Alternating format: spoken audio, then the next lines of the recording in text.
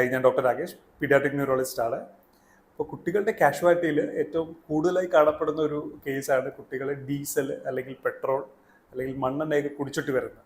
അപ്പോൾ ഇങ്ങനെയുള്ള കേസുകൾ എന്തുകൊണ്ടാണ് കൂടുതൽ വരുന്നതെന്ന് ഒന്ന് അന്വേഷിച്ചപ്പോൾ മനസ്സിലാക്കാൻ കഴിഞ്ഞൊരു കാര്യമാണ് ഇന്നത്തെ വീഡിയോയിൽ ഷെയർ ചെയ്യുന്നത്.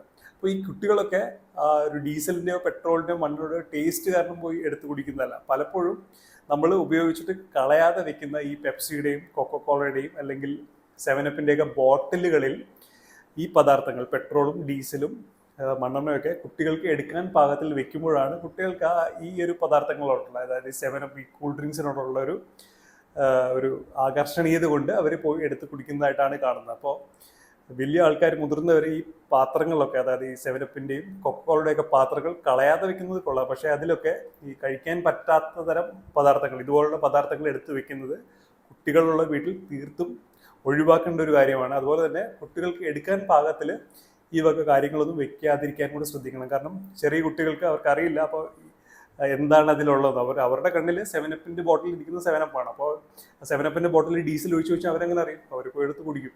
അപ്പോൾ അത് പ്രിവെൻറ്റ് ചെയ്യണമെങ്കിൽ തീർച്ചയായിട്ടും ഇത്തരം ബോട്ടിലുകളിൽ ഈ വക പദാർത്ഥങ്ങളൊന്നും ഒഴിച്ച് വെക്കരുത്.